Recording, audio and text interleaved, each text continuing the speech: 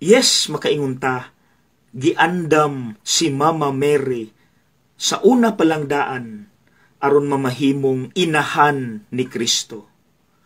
But the question is, pwede pa ba gihapon siya nga musulti og no sa invitation sa Dios nga mamahimong inahan ni Kristo? The answer is yes. Kay wala siya pugsa. Mary, naagyapon siya freedom to choose yes or no. Now, kini ang nakanindot. Bisan kabalo si Mama Mary nga ang iyang pagsulti og yes, pwedeng mo patay niya. Kay pwede siyang makasuhan og adultery, and adultery is pwede kang patyon. Sumala sa ilang balaod. Nitubag gihapon si Mama Mary, yes, your will be done, O God.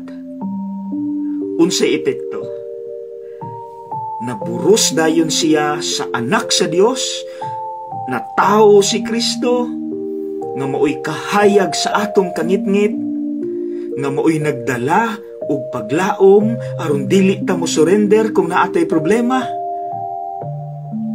Kitang tanan nabulahan tungod sa yes ni Mama Mary. Thank you, Nay. So karon unsa may atong pamalandungan ani? Mga igsuon, kung makasala gani ta, bisan pag usara ka tawo ang imong gihimuan sa sala, daghan gihapon ang madamay ug maapektuhan. Example, kahinomdo mo kato bitawng maestra nga giingnan nga kuhaan siya lisensya kay midisiplina siya sa usa ka estudyante. Diba? Sila raman unta to. Pero kinsa karon ang naapektuhan? Tibuok Pilipinas ang nasakitan ug miduyog alang sa maestra. See? Sa pikas bahin, kun maghimo pud maayo, bisan pag ang imong kaugalingon ray gihimuan nimog maayo or usar ka tawo ang imong gihimuan og maayo, ang tanan maapektuhan gihapon.